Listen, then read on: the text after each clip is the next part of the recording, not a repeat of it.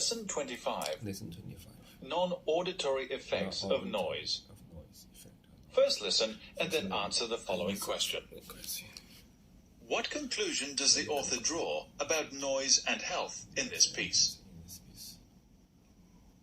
Many people in industry and the services who have practical experience of noise regard any investigation of this question as a waste of time.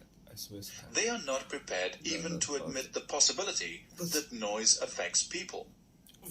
On the other hand, those who dislike noise will sometimes use most inadequate evidence to support their pleas for a quieter society.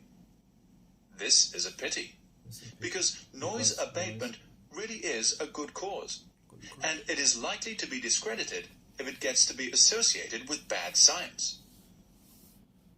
One allegation often made is that noise produces mental illness. A recent article in a weekly newspaper, for instance, was headed with a striking illustration of a lady in a state of considerable distress, with the caption, "She was yet another victim, reduced to a screaming wreck."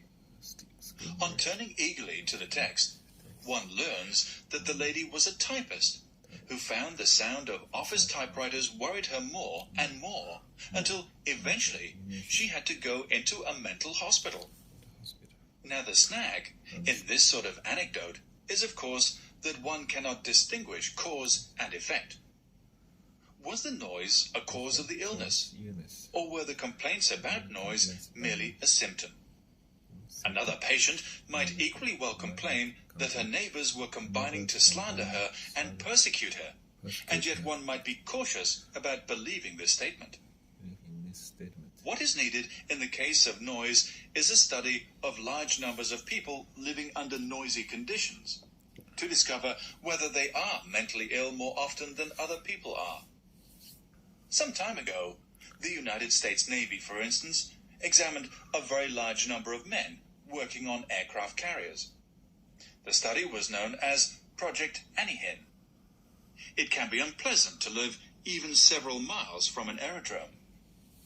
If you think what it must be like to share the deck of a ship with several squadrons of jet aircraft, you will realize that a modern navy is a good place to study noise.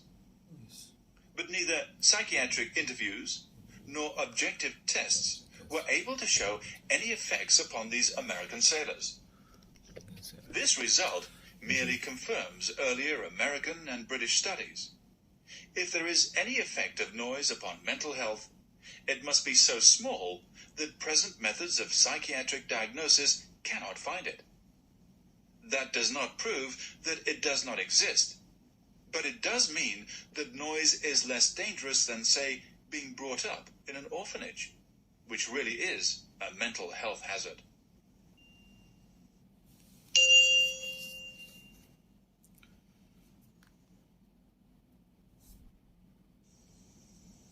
Lesson 20.